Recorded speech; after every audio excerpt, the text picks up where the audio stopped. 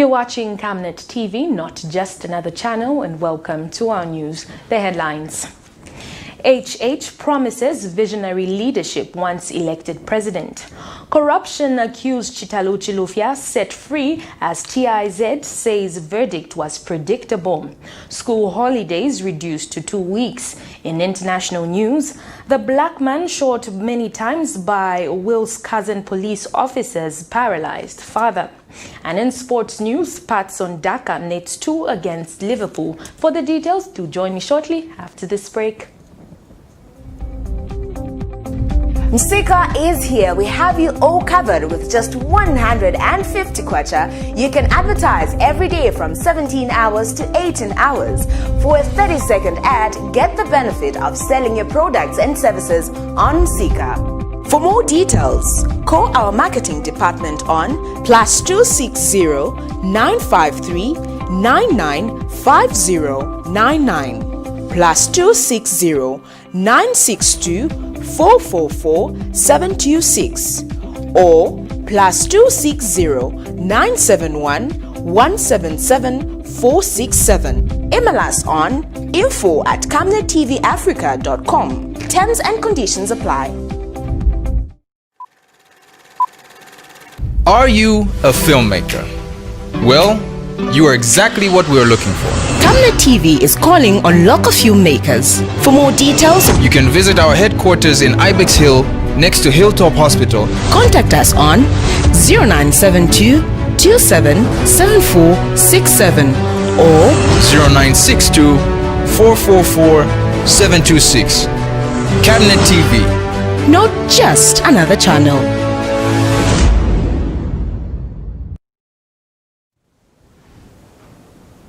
With the details, my name is Liseli Kanyanga Muvanga. Opposition United Party for National Development UPND leader Hakainde Hichilema says the Zambian people are and will be his priority once elected president. Speaking when he featured on Camnet TV's National Matters program Monday evening, Mr. Hichilema said his government will work towards implementing progressive policies that will lower the cost of doing business and steer economic growth. And Mr. Hichilema says his party is not in the business of blaming any government for the underperforming economy, as he is preoccupied with making the lives of the Zambian people better. We have details in this report. The Opposition United Party for National Development UPND says once voted into office, it will run the country different from the current hands of the ruling government. Speaking in a virtual interview with Camnet TV on a program dubbed National Matters, UPND leader Hakainde Hichilema assures Zambians that their daily struggles such as unemployment, hunger, among other problems, will be history. Mr. Hichilema says UPND does not believe in blame games, but will take advantage of the public resources to better the lives of Zambians in a prudent and efficient manner. When we, take office, courtesy of people of Zambia, God's will, we will run the country in a manner different from the way it's being run today. So that's how we define ourselves as an opposition political party. A viable alternative government that will grow the economy, that will create jobs, that will make food available to the people at prices that are affordable, that will make liquidity, available in the economy. There's no liquidity now. That will also stabilize the kwacha, which is unstable now, including, if you like, a fiscal policy on debt. Do we deficit finance? Do we live within our means, which means that we don't borrow money to spend what we don't have? That is the UPND alternative government in opposition. He further says his party has come up with monetary policies that will stabilize the kwacha currency, interest rates, to name them. The country's resources in a most efficient way, the most prudent way, and not to be wasteful. Obviously, it is our duty to be able to, when we take office, God's will, to acknowledge things that need to be done and done better. Because that's the duty of a leadership. The reason you change leadership fast is not to do the things that do not improve the lives of the people of any particular country you are in. You were MMD of 1991. Your job was to come into office to begin to run the country better, to utilize resources in a way that will create opportunities for the people, better the lives of the people that you're leading, and serve them with diligence. So we're not in the blame game. We're not in the blame business. Reporting for Camnet Television in Lusaka, Zambia, Namwenga Mwenga. The Lusaka Magistrate Court has acquitted Health Minister Chitalu Chilufya on all 4 charges of corruption. On the 24th of June 2020, the Anti-Corruption Commission arrested Dr. Chitalu Chilufya and charged him with 4 counts of possessing property within the country and beyond suspected to be proceeds of crime. But Magistrate Lamek Mwale has acquitted the accused due to lack of evidence accused by the state who accused him of being a corrupt person. We have details in this report. Minister of Health, Dr. Chitalu Chilufya, has been acquitted by the courts. The minister was charged with 4 counts of being in possession of property suspected to be proceeds of crime. Dr. Chilufya appeared in the Lusaka Magistrate Court and before Magistrate Lamek Mwale for continuation of trial. However, the prosecution team requested court be addressed in chambers.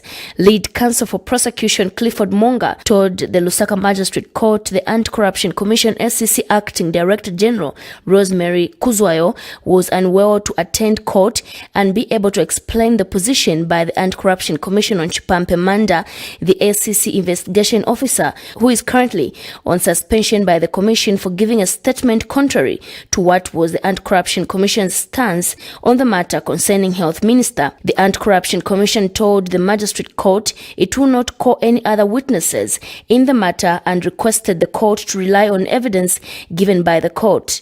Magistrate Lamek Mwale then acquitted Health Minister Dr. Chitalu Chilufya in view of the position taken by the state and the evidence before the courts of law.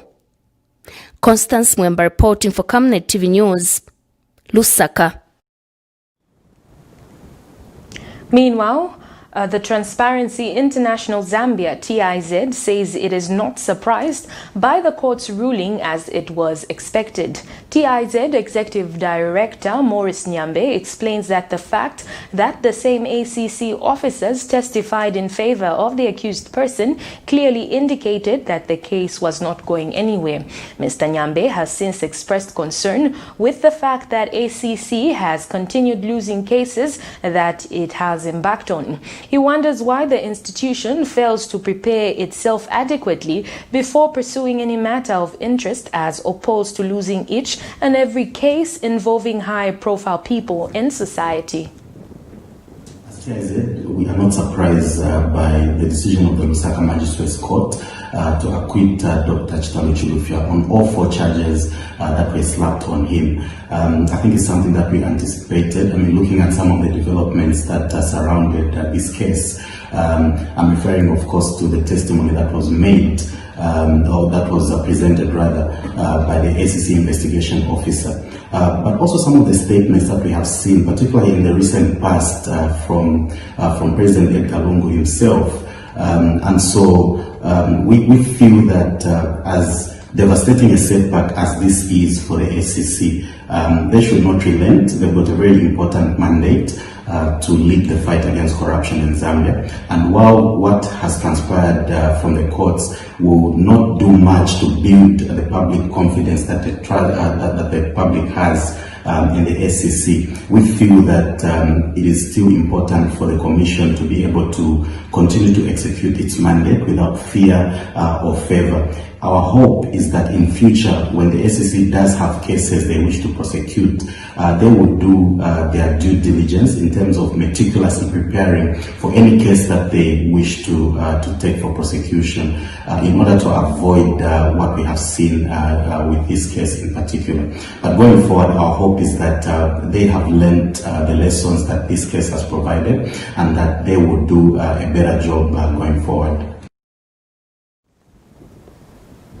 And speaking on the same matter, All People's Congress Party APC President Nason Soni says the continued acquittals of criminal suspects clearly stresses that the rule of law has broken down irregrettably in the country. Mr. Soni says the nation has lost trust in the country's judicial system, claiming that the law only acts on the poor and not the rich. He advises that the law must be applied fairly as opposed to punishing only the downtrodden, while those in authority are never seen to be punished even when there is overwhelming evidence in the public court. Mr. Soni says it is clear that the nation has by default created a parallel and dual criminal justice system for the ruling political elites and the ordinary citizens. He further adds that it is deeply regretted that all institutions of governance are under surge by the criminal elements of rendering them ineffective and moribund.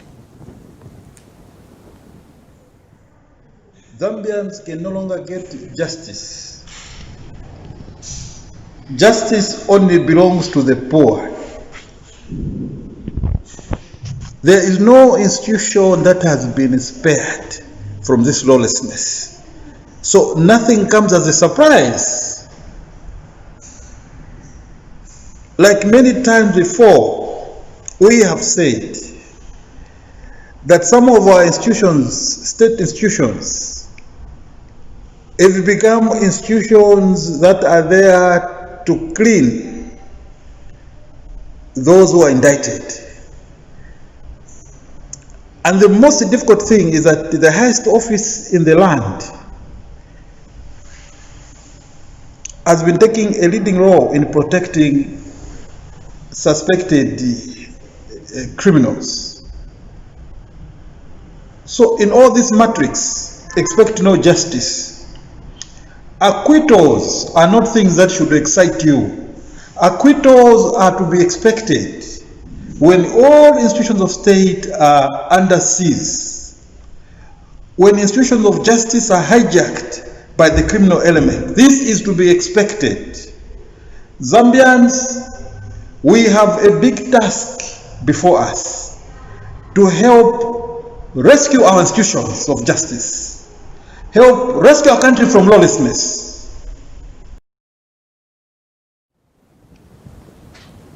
Southern Province Permanent Secretary Mwangala Liomba says there won't be any sacred cow in fighting corruption in the province, as service delivery can only improve once corruption is fought in public institutions, vowing to gladly write off any suspected of committing corruption. Speaking at the Integrity Committee training workshop organized by the Anti-Corruption Commission ACC in Livingston, Mr. Liomba says that all stakeholders must therefore get involved in the fight against the vice because it requires a multi-sectorial approach. And ACC Regional Manager Mwemba Mwape called on officers being trained to remain resolute in the fight against corruption, but was quick to say that the integrity committees have continued facing challenges of its members being sent on transfer, leaving them without any trained members. Mwape has, however, indicated that integrity committees that have been recruited includes Chioma General Hospital, Mwandi District Council, Provincial Administration and Kazungulo Town Council. For those coming from provincial administration, I want to assure you that for as long as the Lord keeps me here, through His Excellency the President, you have my total support. You have my total support. Somebody was saying it has to be goodwill. You are aware that His Excellency the President has sung the song, time without number, that please, this vice must be fought with vigor. And has even went further to say this corruption fight should not only be selective, and it should not target only maybe the top brass.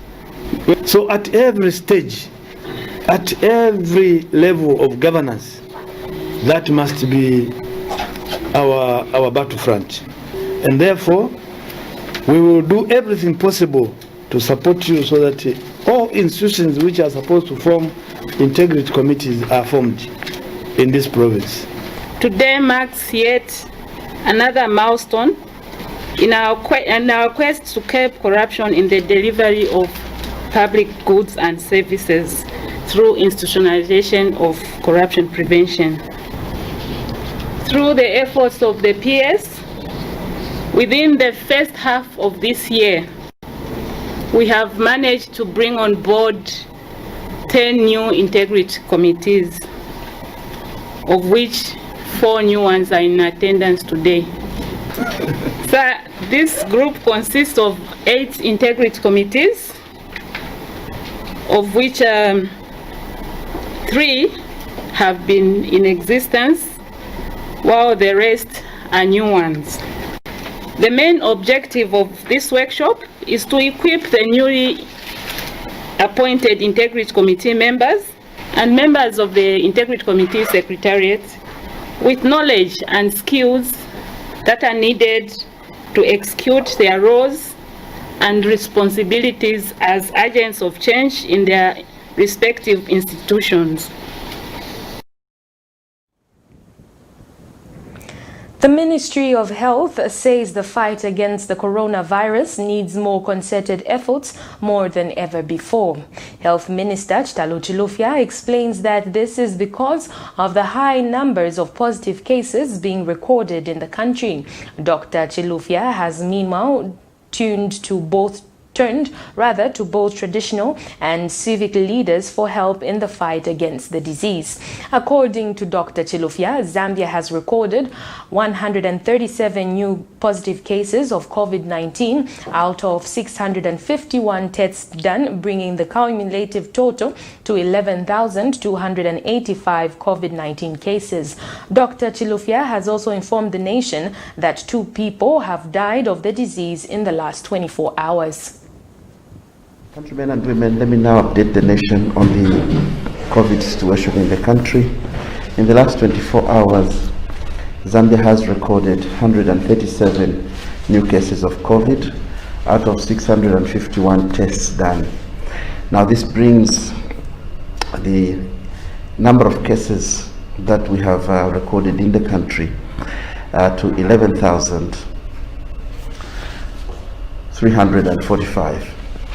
The 95 cases, the 137 cases are mainly from Lusaka and mainly from routine screening, hospital screening, and individuals identified through surveillance. 2 healthcare workers were also reported to be COVID positive. Currently, we have 60 patients admitted to Levi Manawasa Hospital with 32 on oxygen. 2 are critical under intensive care and 1 is on a ventilator. Outside Lusaka, we have 31 patients admitted to our isolation facilities and 15 are on oxygen. 2 facility deaths were recorded in the last 24 hours at the Levi Manawasa COVID facility involving a 62-year-old female who was both hypertensive and diabetic, and a 63-year-old male who also had respiratory failure, when they reported to to the COVID center. Countrymen and women, globally we have recorded 23,811,693 COVID cases, and in SADC we have recorded 660,000 cases with 14,058 deaths. Recoveries have been high and they stand at 543,419. Still to come in the news, government reduces school holidays for schools. Do stay tuned as we have other interesting stories lined up for you.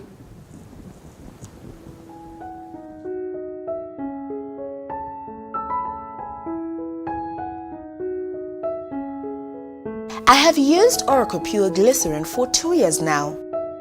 It has really worked for me. It has cleared all the black spots on my face. It has restored my skin beauty. It also smoothens the skin. Try Oracle Pure Glycerin for perfect skin. If it's not Oracle Glycerin, then it's not pure glycerin. Stay home, stay safe. Times have changed. With the advent of the coronavirus, Lusaka Water Supply and Sanitation Company would like to advise its esteemed customers to avoid visiting crowded places. You don't have to move to pay your water bill. You can do it in the convenience of your home. You can pay your water bills through Zanaco Zapit, Stanbic Bank, Standard Chartered Bank, and FNB. You can also use Airtel, MTN, and Zamtel Kwacha mobile money transfer services. For any inquiries to report a fault, please contact our customer service on +260 211 251 571, +260 975 618 618, and toll-free line 5957, Zamtel only. You can also simply email customerservice@lwsc.com. This public announcement is brought to you by the Lusaka Water Supply and Sanitation Company. Water is life. Sanitation is health. Thank you so much for staying with us. We continue with the news. Government has reduced holiday periods of schools to ensure lost time is recovered due to the coronavirus pandemic. Minister of General Education, Dennis Wanchinga, announced the holiday period of 2 weeks only, starting from the 28th of August to the 14th of September this year. The minister added the period of 2 weeks will be used as a time of examination for the General Certificate Education GCE.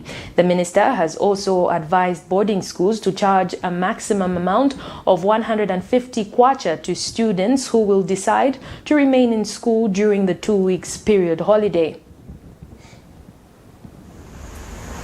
But as you know, we have now realized that we have to continue to provide this education under what we call the new normal. And with this, it's inevitable that we have to make changes to our educational calendar. We have therefore reduced the holiday times for our learners, and this is expected to be continued as the norm even in the coming year. The reduced holiday period is in a bid to recover the time lost when our children were stayed at home, when the schools were abruptly closed following the reported cases of COVID-19 early this year. This holiday will be for a period of 2 weeks only. I am repeating that this holiday will be for a period of 2 weeks only, starting from the 28th of August 2020 to 14th September 2020. I am emphasizing that the break we are giving our children will only be for 2 weeks, starting from the 28th August to 14th September 2020. It is also during this time that the GCE and grade 9 external examinations will take place. So apart from just giving our children a break, but we are also creating space for those candidates who will be sitting for the GCE and grade 9 examinations during this period. I wish now to address some of the arrangements which have been made for those pupils that have been living in boarding schools. It's understandable that the time for this holiday will be short and will not be adequate for most learners in boarding schools to crisscross the country to join their families. I therefore wish to state that it will be up to the individual family. A local-based education expert, Rosia Twambo, is alarmed with the influx of teenagers being admitted to various rehabilitation centers in the country, especially during the COVID-19 period. Speaking in an interview with Camnet TV, Dr. Twambo says working in rehabilitation centers has revealed how dire the situation has become. He explains that children as young as 9 years old are admitted to rehabilitation centers battling with drug addiction. We have more in this report. We have had an influx of young people of late that we've been attending to, those that have been coming to the rehab. And topping on the list are those that abuse the substance such as codeine and marijuana and other substances. So it has come to us as a worry, because most of these kids are still within the secondary stages of their education. And when we have been analyzing and also talking to some of them, in fact, they say there are many of their friends out there that are abusing the substance. It's only that some of these have been caught up by their parents, and their parents now have brought them to the center. So meaning the problem out there is quite big. And a number of them, if you ask them a question, they'll tell you to say, no, we are in this state because we have nothing to do. We don't have anything to do. And something that we are lamenting as an educationist, it's a point of worry.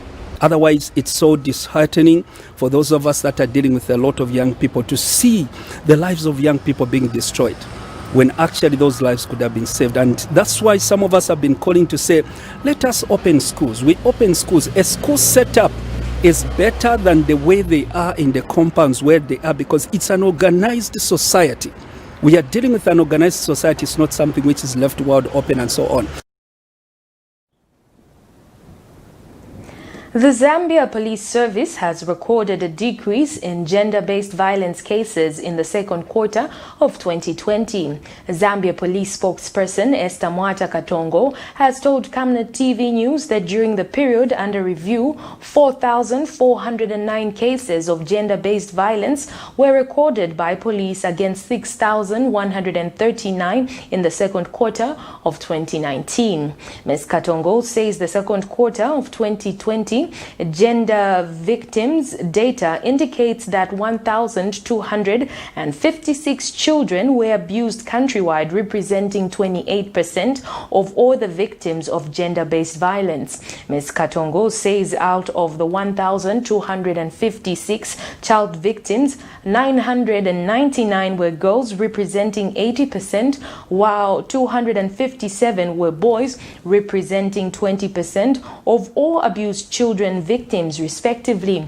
She further adds that the statistics further indicate that 2,356 were female adult victims, while 797 were male adult victims, representing 53.4% and 18.1%, respectively. Zambia has recorded a reduction in various forms of gender-based violence by 28.2% in the last quarter of 2020.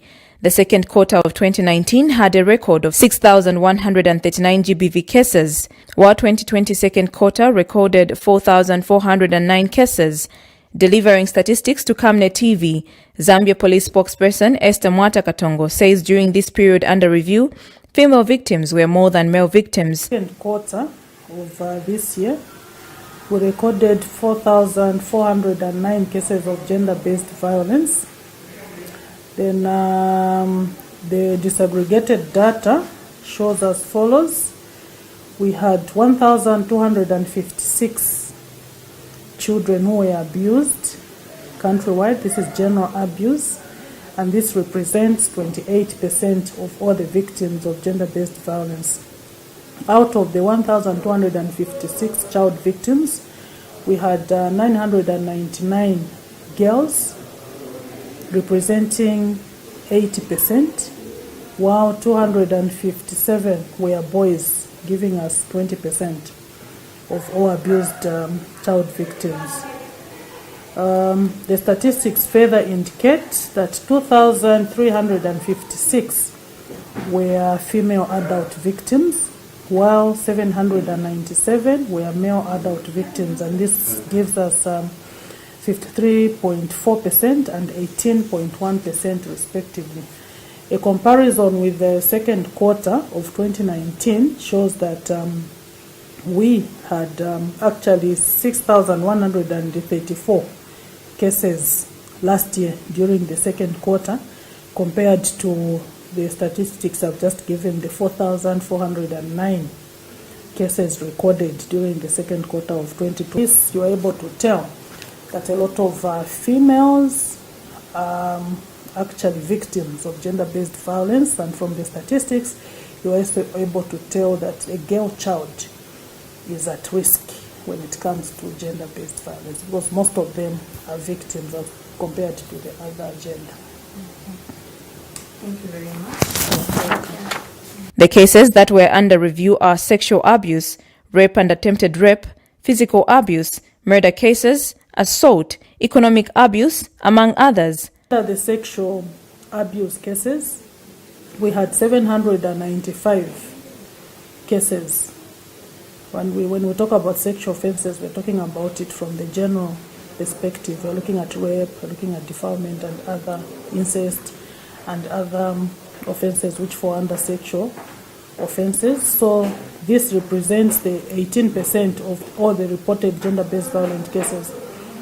Out of the 795 reported cases of sexual offences, 596 victims were girls, translating to 74.9%. Then we had 173 victims who were female adults, giving us 21.8%.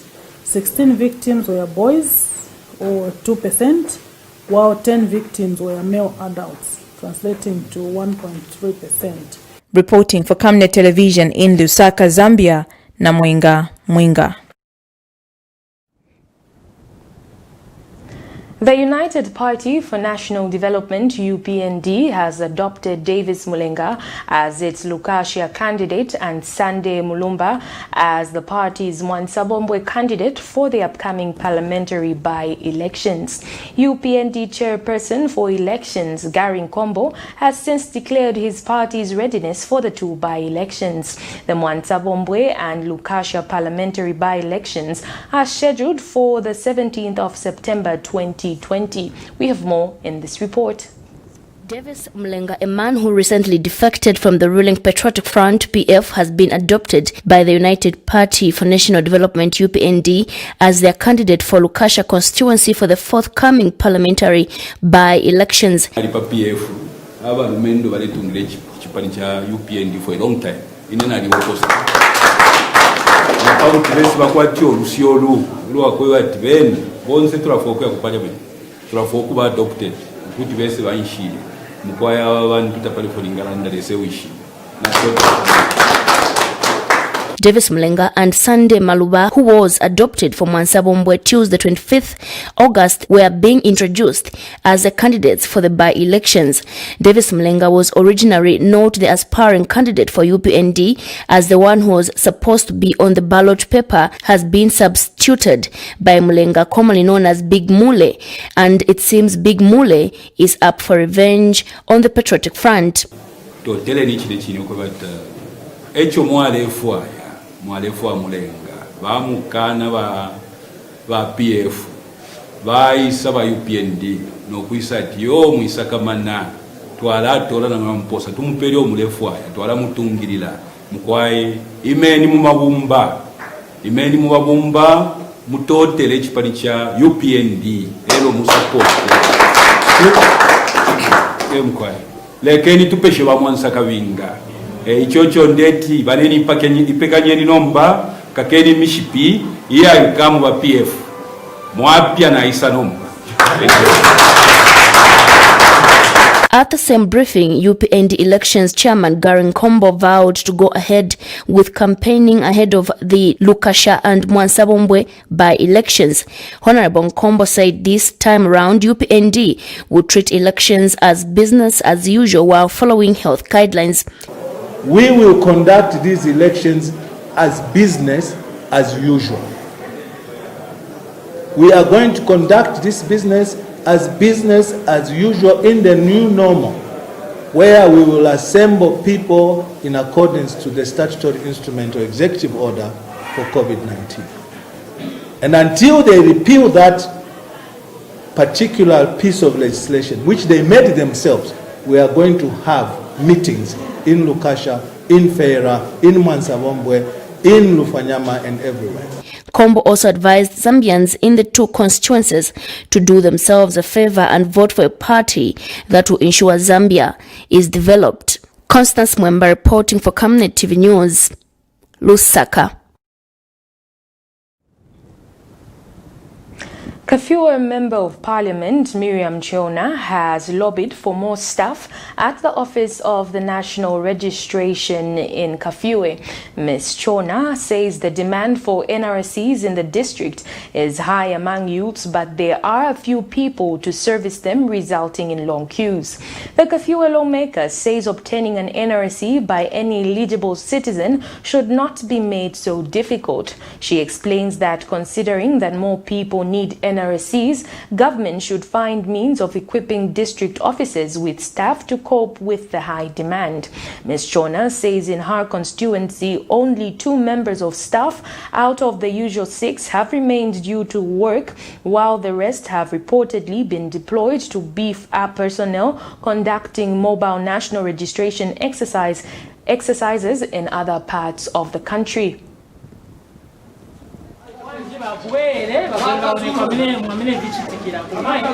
So that kapela wangawatumire vanhu venango vovatandisirako ndavambochabe vangati but vamwe mwachita vamwe vindie vamushe be kunkala patriotic kutenga rage because it's a very important document dai mama vana mwana mukasukira nchika kutoka vanga kulembe nchito ulibere jai so kapela lelo singufunga kenge but osamvera ulesi vamwe sibaza kwanisa kama again so that bakamukopeni bakamusakale nayo ai kwenda ku college ni rage eka kwenda ku banki ni rage eka so muifunika maningi ai ero kuchoka pa 1 September kuzankala naija at mobile registration mimi bazambo zunguluka chape mose kukopa kukonga osati yogera pano ai so bakayamba ijapa kuuza ko bafyashi kunyumba bafana abantu bonse baje bali mu muzi mukabambera bazaka muzani kwa mimi jambo kopesela mu different places so bamnesa za kwanisa hapa indao kamba pa 1 September bakayamba ku site Kafue, that's when we covered or at least keep your ears to the ground mukabeba tubamo bayambako na bebe baje make sure you tell your friends, your neighbors, your cousins and everybody to get an NRC. Still to come is international and sports news. Do stay with us.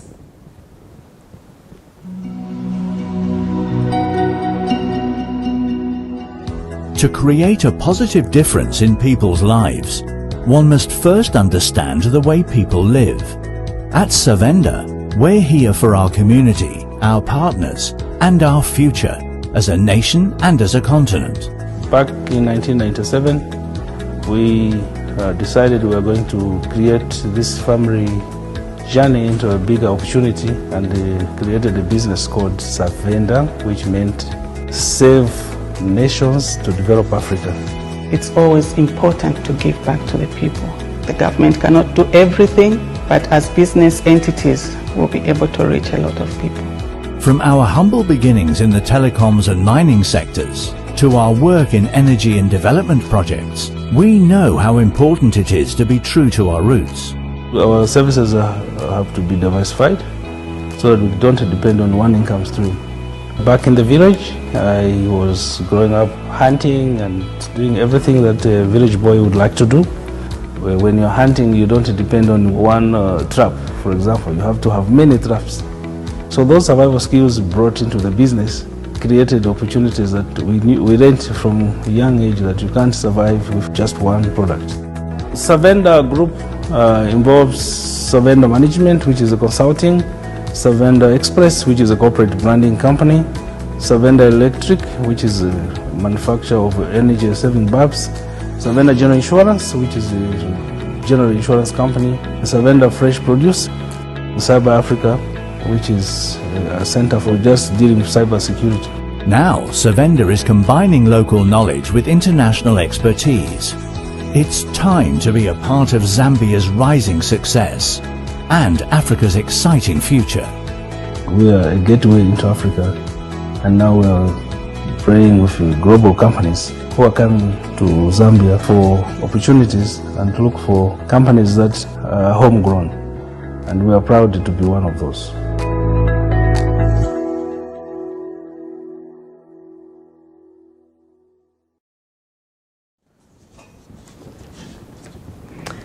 We continue with the news. In international news, the black man shot many times in the back by Will's cousin police officers is paralyzed from the waist down, his father has said. Jacob Blake, 29, was shot several times as he went to a car and opened its door in the city of Kenosha on Sunday. The shooting sparked 2 nights of protests in the city with buildings and cars set alight. His father has now told a U.S. newspaper that his son is paralyzed, although doctors do not know if it is permanent. Jacob Blake Sr. told Chicago Sun-Times his son had 8 holes in his body. Let's join BBC for more in the story. Protests have erupted in the U.S. state of Wisconsin after police shot a black man who was unarmed.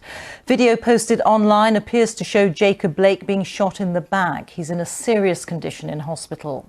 Tensions in the U.S. are high over police brutality and racism after a series of violent incidents against black Americans.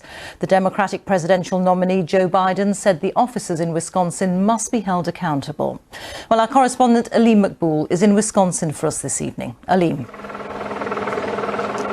Yes, that African-American man, Jacob Blake, is fighting for his life in hospital this evening. That's after, according to the Lieutenant Governor, he was shot 7 times in the back by an officer in front of his children. Now, police have yet to offer an explanation about what happened, but a lot of people have already made their minds up, including these protesters already gathering tonight. That's on the basis of the evidence they've seen in the disturbing video footage that was taken of the incident. It's become a familiar scene. Angry protests after the police shooting of a black man. This time it's Wisconsin, where in the early evening officers had been called to deal with a domestic disturbance. In mobile phone video, 29-year-old Jacob Blake is seen walking around his car, followed by officers with their weapons drawn. As he opens the door, an officer pulls on his shirt and several shots are heard. Onlookers start screaming and the car horn blares as Mr. Blake slumps over the steering wheel.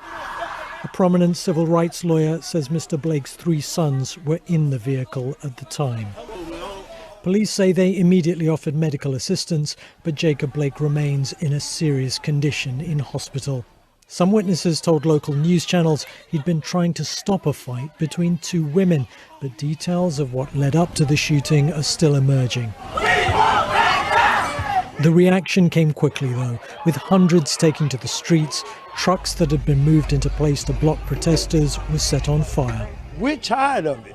And right now, this is the wrong generation that this is happening to.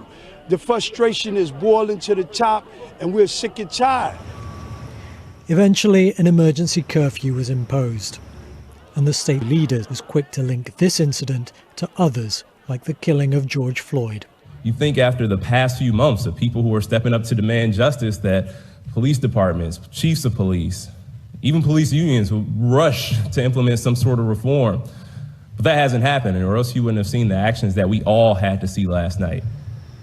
The officers involved have been put on administrative leave and an investigation opened. But it is less than 3 months since George Floyd was killed, and the concern for many African Americans has been that in spite of the outrage over that death, little of consequence has really changed. Aleem Maqbool, BBC News in Kenosha, Wisconsin. Well, our North America editor John Sopel is at the White House for us.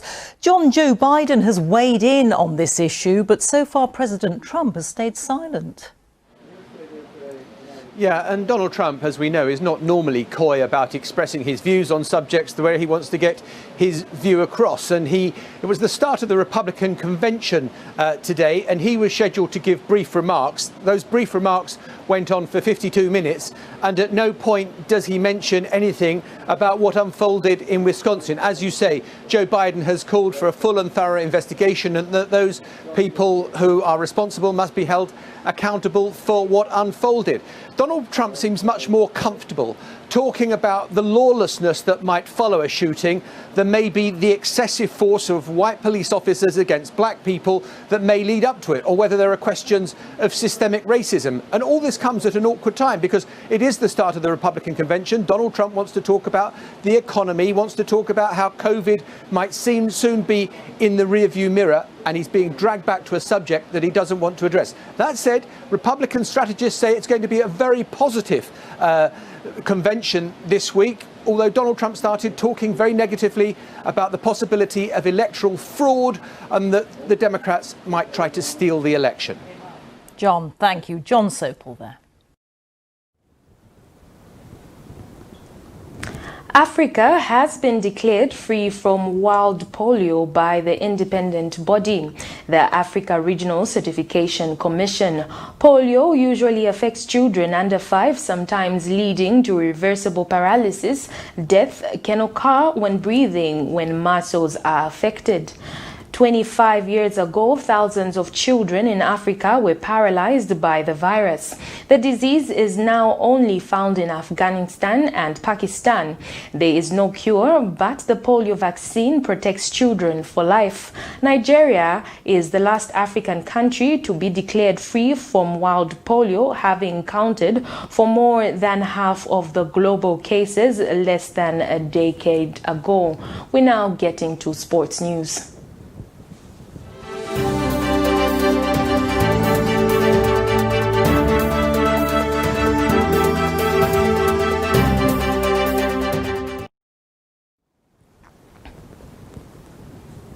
And now in sports news, Chipolo Polo striker Patson Daka struck twice in Red Bull Salzburg 2-2 draw with English champions Liverpool in a pre-season friendly match played at the Red Bull Arena in Salzburg on Tuesday afternoon. Daka was on the score sheet in the 3rd and 13th minute to ensure that Liverpool ended their pre-season friendlies with a draw ahead of their Community Shield final against Arsenal at the Wembley Stadium next weekend. Daka's counterpart Enoch Mwepu was also handed a start by head coach Jesse March, while Liverpool's manager Klopp named a strong starting 11 with the likes of Virgil, Mohamed Salah and Sadio Mane all included, but it was the Reds substitute Rehan Joel who levelled for Klopp's team in the 72nd and 81st minute of both teams shared the spoils. Daka and Mwepu played for 72 minutes. The match was played in front of 1,250 fans who were allowed to attend the game for the first time since the coronavirus pandemic forced matches to be played behind closed doors, with only a few number of officials and the media present. That sports item brings us to the end of the news, but before we go, a look at the headlines once again. HH promises visionary leadership once elected president. Corruption accused Chitaluchi Lufya set free as TIZ says verdict was predictable. School holidays reduced to 2 weeks. In international news, the black man shot many times by Will's cousin police officers paralyzed father. And in sports news, Patson Daka nets 2 against Liverpool. The Camnet World TV verse of the day is coming from the book of Psalms 41 verse 3, and it reads, "The Lord sustains them on their sickbed and restores them from their bed of illnesses." This has been Camnet TV World News on Camnet TV, not just another channel, and I have been your anchor, Liseli Kanyanga Mubanga. God bless.